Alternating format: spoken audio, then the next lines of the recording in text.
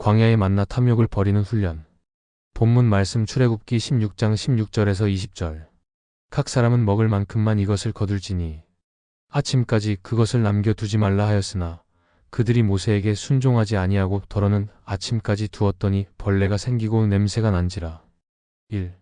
거두는 원리 내 분량을 아는 것이 영성입니다. 하나님은 이스라엘 백성에게 만나를 주실 때 각 사람의 식량대로 거두라고 명하셨습니다.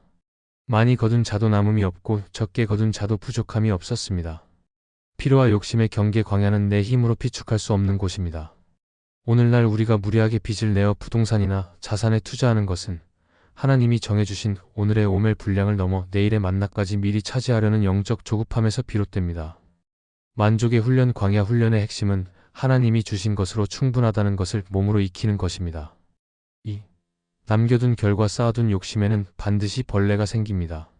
모세의 명령을 어기고 내일을 위해 만나를 남겨둔 사람들의 결과는 참혹했습니다.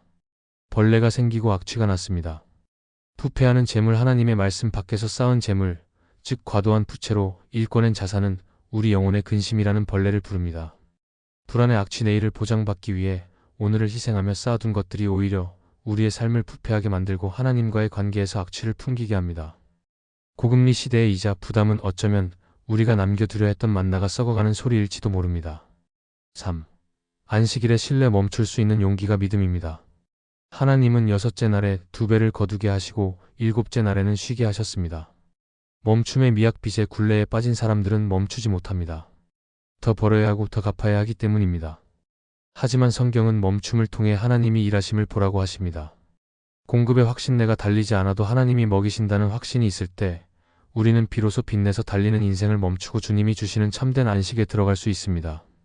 만나의 경제학 실천 체크리스트. 분량 확인. 나는 오늘 나에게 허락된 한 오멜의 삶에 진심으로 감사하고 있는가? 유통기한 점검. 내일을 위해 쌓아두느라 정작 오늘 베풀어야 할 사랑을 썩히고 있지는 않은가? 불안의 근원. 내가 빚을 내서라도 무언가를 사려 했던 동기가 하나님을 향한 불신은 아니었는가? 안식의 결단. 돈을 버는 행위를 잠시 멈추고 하나님을 온전히 바라보는 거룩한 공백이 있는가?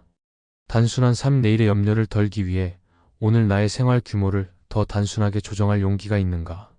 사막을 건너는 여행자가 물통 하나면 충분함에도 불구하고 혹시 모를 미래를 대비해 수십 개의 물통을 짊어지고 걷다가 결국 그 무게 때문에 사막 한가운데서 쓰러지는 모습을 상상해 보십시오.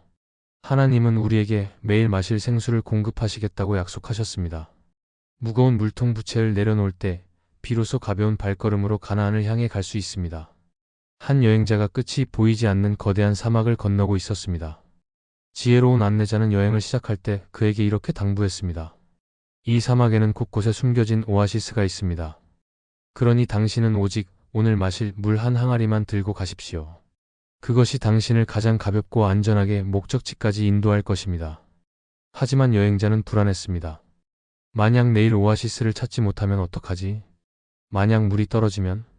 그는 안내자의 말을 무시하고 큰 비용을 들여 수십 개의 물량 항아리를 더 샀습니다. 그리고 그것들을 밧줄로 엮어 몸에 칭칭 감고 걷기 시작했습니다. 처음 몇 시간은 든든했습니다. 남들보다 많은 물을 가졌다는 생각에 우월감까지 느꼈습니다. 그러나 해가 뜨겁게 달아오르자 문제가 생겼습니다. 수십 개의 항아리 무게 때문에 발은 모래 속으로 깊이 빠졌고 땀은 비 오듯 쏟아졌습니다. 너무 무거워서 속도는 느려졌고 그만큼 더 많은 물을 마셔야 했습니다. 더 비극적인 것은 너무 무거운 짐 때문에 고개를 숙이고 걷느라 바로 옆에 있는 오아시스를 발견하지 못하고 지나치기 시작했다는 점입니다. 결국 그는 사막 한가운데서 자신이 그토록 집착했던 수많은 물 항아리에 깔려 쓰러지고 말았습니다. 그의 곁에는 아직 뜯지도 않은 물 항아리들이 가득했지만 그는 단 한 모금의 물도 마시지 못한 채 갈증으로 쓰러졌습니다. 영적 교훈. 우리가 짊어진 과도한 부동산 대출, 내일을 위해 무리하게 끌어다 쓴 부채들은 바로 이 여분의 항아리와 같습니다. 내일의 갈증이 두려워 오늘 짊어진 그 무게가 정작 오늘 하나님이 예비하신 오아시스 은혜를 보지 못하게 만들고 우리를 영적으로 질식시킵니다. 광야에서 식탁을 차리시는 여호와 일의 하나님. 우리는 광야 같은 세상을 지나며 마치 내일은 하나님이 계시지 않을 것처럼 불안해하며 오늘 더 많은 것을 쌓아두려 했습니다. 내일의 안전을 스스로 보장받고자 졌던 빚의 무게가 이제는 우리의 영혼을 짓누르는 고통이 되었음을 고백합니다. 주님, 우리에게 오늘을 주시는 하나님을 신뢰하는 믿음을 주시옵소서. 욕심으로 남겨두어 벌레가 생기고 냄새가 나는 우리 삶의 구석구석을 주의 보혈로 깨끗게 하여 주시옵소서. 많이 거두려 애쓰기보다 주신 것에 감사하는 자족의 마음을 허락하옵소서. 고환율과 고금리의 파도 속에서도 내일 일을 위하여 염려하지 말라 하신 주님의 음성을 듣게 하시고 매일 아침 내려주시는 만나 같은 은혜로 만족하며 빛의 굴레에서 벗어나 참된 안식을 누리게 하옵소서. 우리의 영원한 생명의 떡 되시는 예수 그리스도의 이름으로 기도드립니다. 아멘.